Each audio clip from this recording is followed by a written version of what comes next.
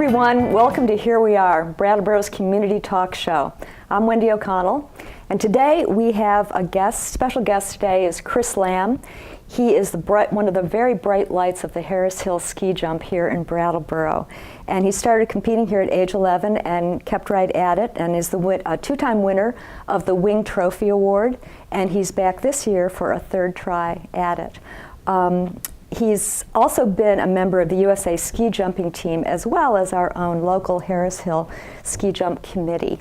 He's currently at Marlboro College, and he's studying philosophy, environmental studies, and literature. So here we are today with Chris Lamb. Thanks, Chris. Thanks for having me. Yeah, thanks so much for taking some time out of the ski season to come on. We appreciate it. Glad to be here. I'm going to start off with a question that I'm sure you've been asked a lot. And it's sort of behind, I think, just about everything that I'm going to ask you is, what's it like to fly? That's one of the tougher questions to answer. Yeah, I bet it is. It's hard to explain because not many people actually get to experience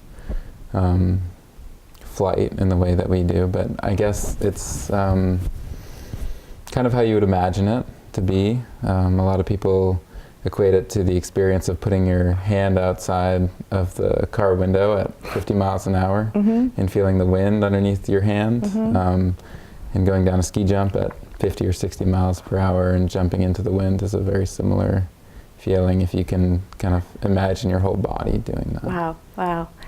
And you've been doing it for many years now, so is it still thrilling when you go down that jump? It is, yes. Yeah. It is. A little euphoria?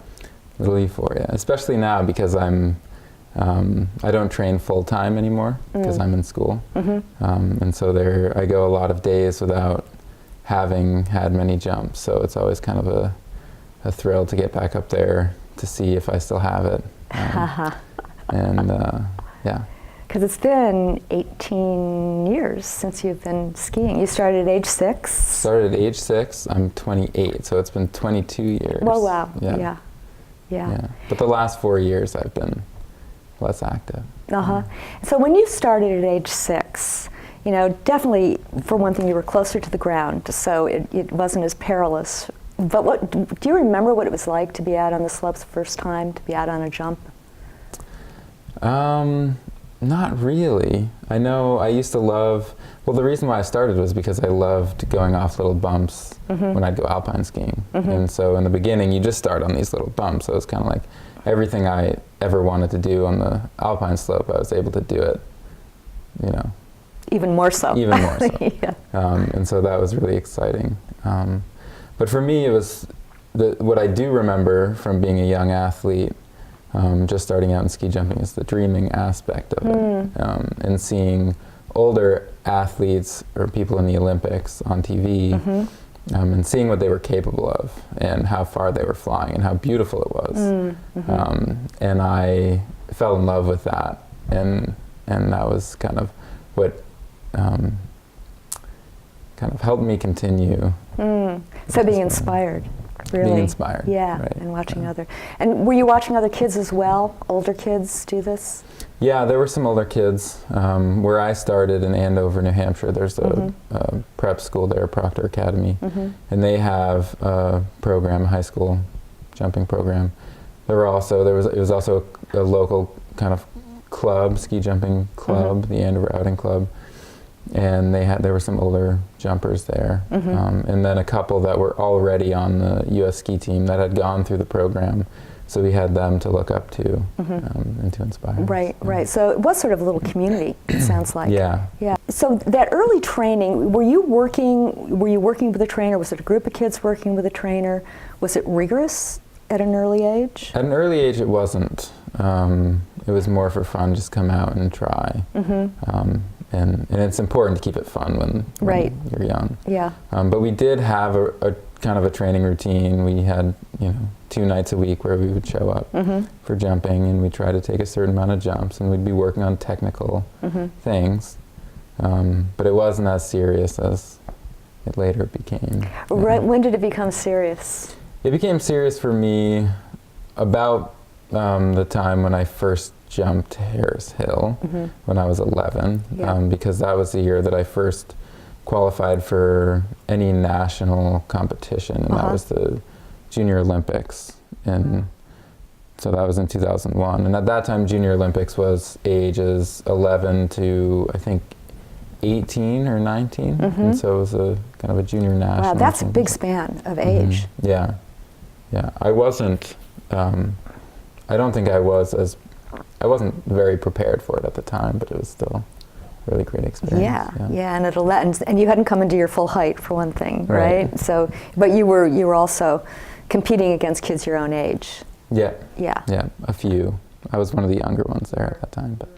And being part of the Junior Olympics, what was that like at that age? Yeah, it was really exciting. I mean, my first exposure to kind of the wider world of ski jumping.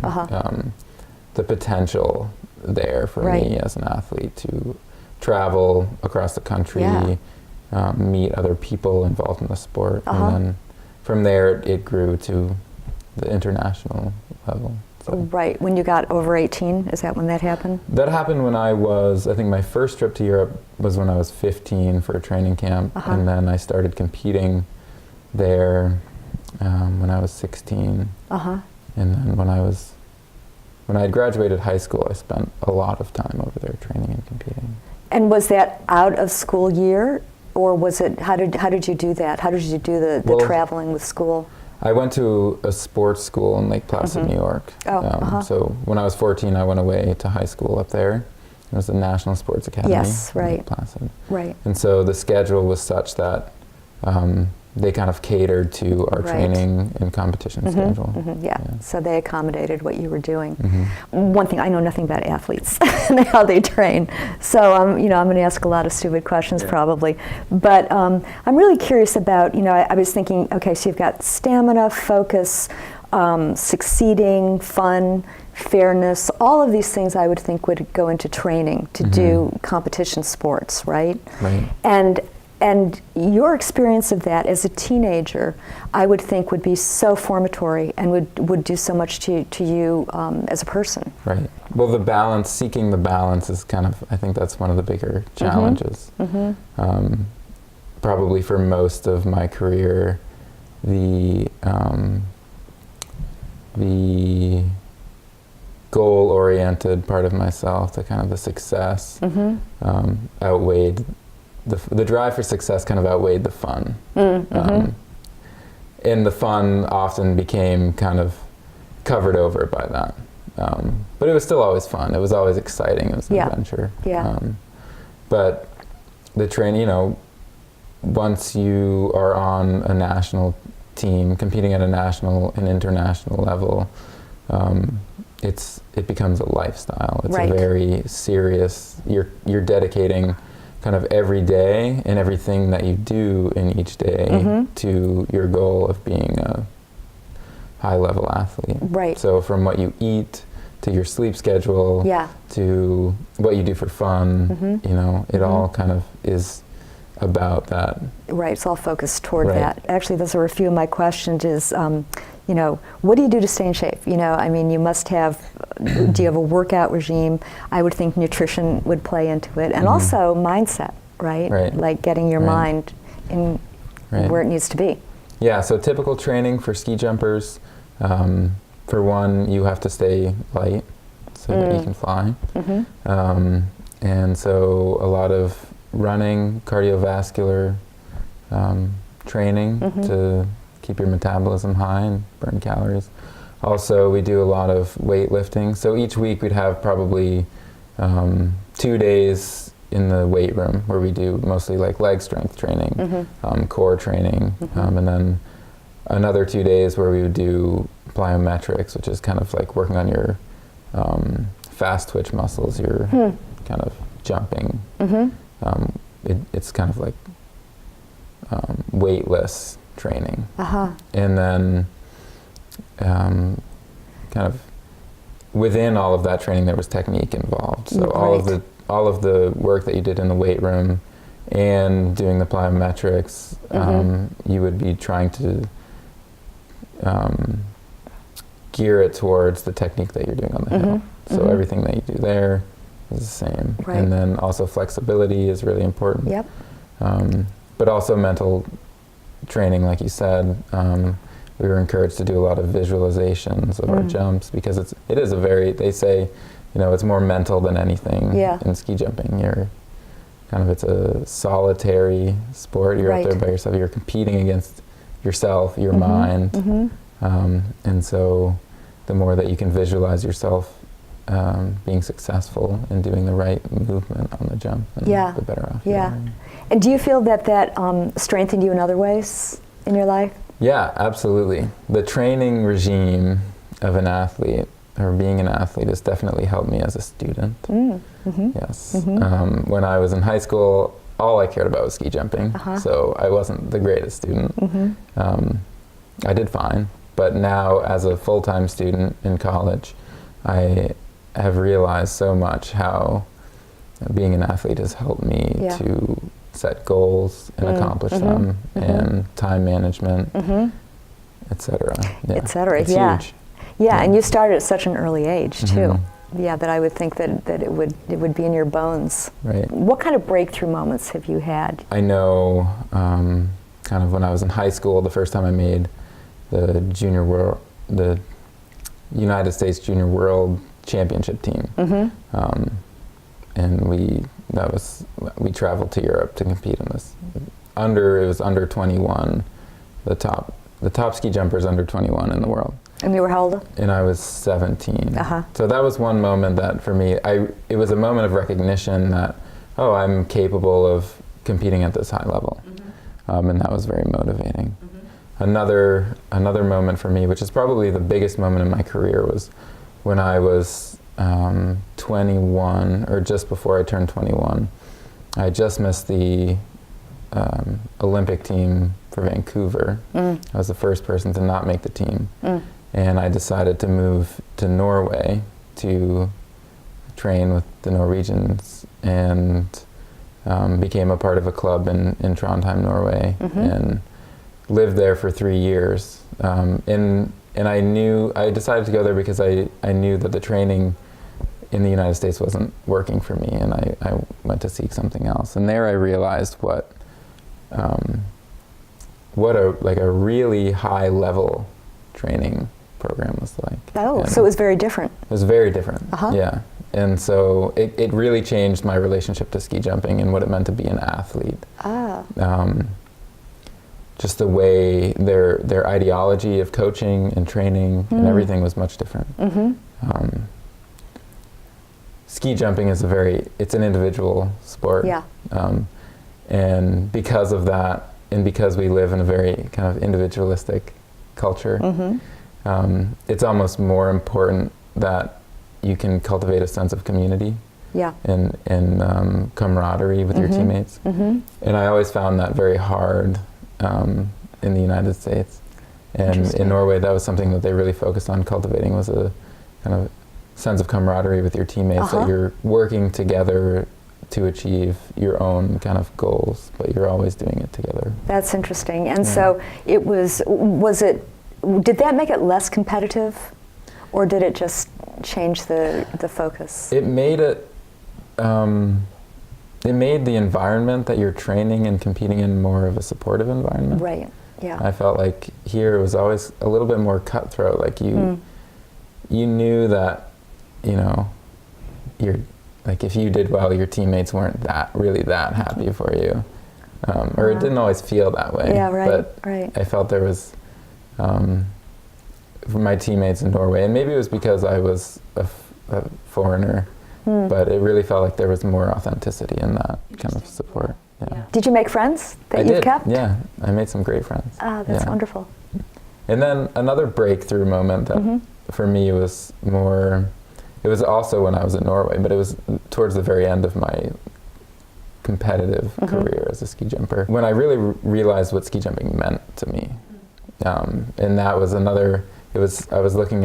I had been living in Norway for 3 years, and it was a great experience, great training. I knew it was kind of what I needed in order to reach my goals as a ski jumper. But I wasn't really happy. And I missed home, and it was very expensive to live there. It was kind of a solitary existence. And I was looking at the Olympic year, so it was 2014 was the next year, the Sochi Olympics, and I kind of had it was one of my goals to make the Olympic team. And I kind of realized at that moment that it wasn't worth staying there, being unhappy, just to go and be able to say that I went to the Olympics. Oh, I see. And so for me, I realized at that moment even though on paper maybe I haven't accomplished all the goals that I have set, as an athlete, I have accomplished a lot, and I'm content with that. And That's a big difference, you know, and to be able to carry that in yourself, you know, to wherever you go. It doesn't have to be ski jumping. Yeah, that is a breakthrough. That's definitely it is. A breakthrough. It was a breakthrough, and it brings me back to Harris Hill because even though this isn't the highest level of competition, being able to, I remember coming here when I was 11 years old for the first time, and at that time I had just been jumping this size hill for a few months. And I came with my mom and my sister, and I remember walking up the hill and walking up to the 70-meter mark. And that was, it's a 90-meter hill. The record was, I think, 98 at the time. So people are jumping a lot farther than 70 meters. But at that time, I was, I had jumped over 70 once. And you have these benchmarks of distances that you set for yourself, and you start on a new hill. And I remember walking up to 70 meters and thinking, oh, I would really love to jump that far. Like that was my goal. And I remember watching the really good jumpers at that time jumping down to the bottom of the hill and thinking to myself, wow, that was my dream, to be able to just do that. To be able to go up to the top of the jump and fly to the bottom. And so in that moment, I kind of realized that, wow, I've accomplished all of the goals and dreams that I had as a young athlete. When I think about it in that way, I'm able to go up there and kind of have this relationship with the ski jump and feel confident with it, and to fly to the bottom. And that must be a great feeling. It is a great feeling. Yeah. It's a great feeling. And to feel that accomplished at 28 is pretty cool. It's all about perspective, though. There are some athletes that I know who are more on paper, much more successful than me. Very, very talented athletes that probably wouldn't consider themselves successful, but I think they are very successful. There is a really wonderful community in ski jumping community in the United States, kind of regionally and nationally. It's a very small sport, and so everybody knows everybody. And, it's a very welcoming environment to be in. And being part of the USA ski jumping team, what did that entail? That entailed kind of dedicating us a lot of time to training together as a team in certain places. I mean, in different places in the United States? In the United States, mostly in Europe, actually. So we spent a lot of time training in Lake Placid, New York, but our home base was in Park City, Utah. We had a team house there, and that was kind of where we would train when we were home. When I was first on the team, we had a coach from Germany, so we spent a lot of time living in Germany and around kind of Central Europe, training and competing. And then towards the end of my career, when I had moved home from Norway and was traveling with the team again, we had a Slovenian coach, so we spent a lot of time living in Slovenia. So it is pretty international. Yes, very international. Yeah. One winter I spent, 4 months living in a small apartment in some tiny mountain town in Austria. It was like a 2-person apartment, and we had six teammates living there at a time. Right. Those are the kinds of things you can do when you're really young and and focused on other things. The Olympics are coming up, right? And how is it for you to sit and watch the Olympics? I mean, are you like looking at every single little thing? Is it exciting? I mean, it's exciting because I know all of the ski jumpers in the Olympics and a lot of the Nordic combined skiers, and I even know one alpine skier that I graduated from high school with. So it's fun to watch them and root them on. Do you get to see more of it somehow, like YouTubes or something? Yeah, you can stream it online. Oh, that's good. So that must be fun. Yeah. So the Olympics, for me the Olympics were always exciting, but they weren't like the pinnacle of ski jumping. There are all sorts of other competitions that are really exciting to watch. And so now with new technology, we can watch the entire season of ski jumping all over the world. You've sort of lived a life in competition, you know, in that kind of world. And now you're in school, right? Right. And how long you've been in school and not out there? In school 4 years. 4 years. I'm going to graduate in the spring. Oh, so you're going to graduate with a degree in one of these or all of them, right? All of them. So all I'm writing a thesis in the degree fields that my thesis kind of covers are philosophy, environmental studies, and literature. So you're going to graduate in May? In May, yeah. This year. So what are you going to do you know?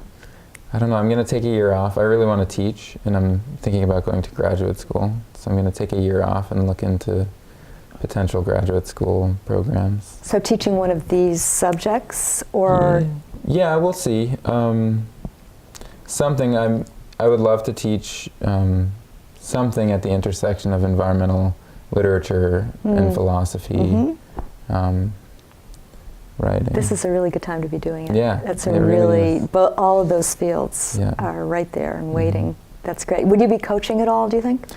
I hope so. Yeah, one of my goals, it's hard to do because ski jumping isn't a very popular sport, but one of my goals is to find myself in a place, in a career that would allow me to do some coaching on the side and help. Right. To keep at least to keep your hand in, right? Right, and to, to give back to the sport. That has given me quite a bit.